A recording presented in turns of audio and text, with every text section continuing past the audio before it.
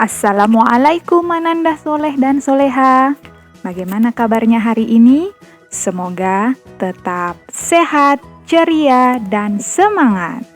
Hari ini bersama Ibu Uni, kita akan kembali belajar mata pelajaran ilmu pengetahuan alam dan sosial.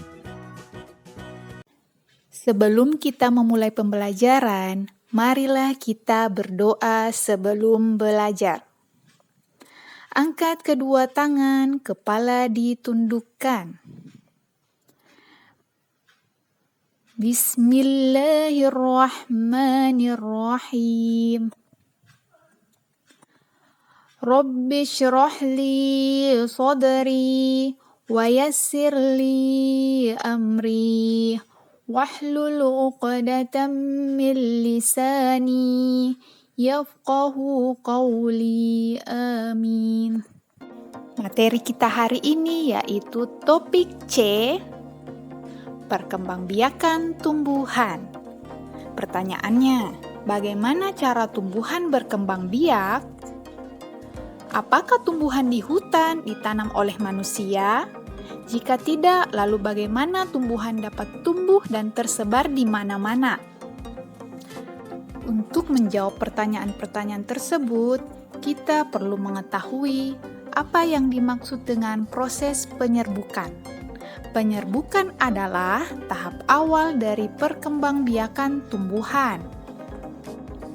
Berdasarkan letak alat perkembangbiakan tumbuhan, terbagi menjadi dua, yaitu bunga sempurna dan bunga tidak sempurna. Benang sari dan putik adalah alat perkembangbiakan pada tumbuhan.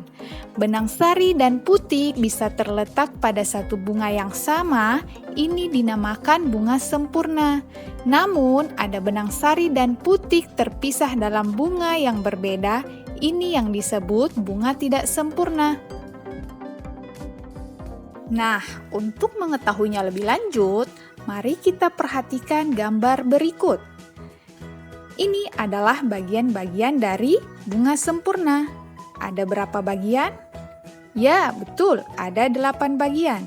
Mari kita lihat satu persatu. Yang pertama, mahkota, bagian bunga yang berwarna indah, menarik serangga untuk hinggap.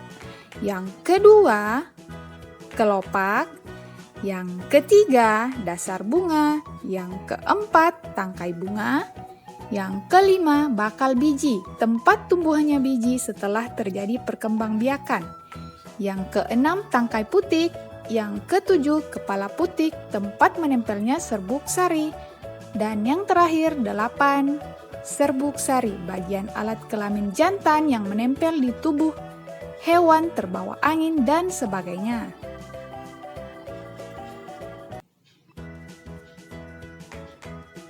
Selanjutnya, bunga tidak sempurna.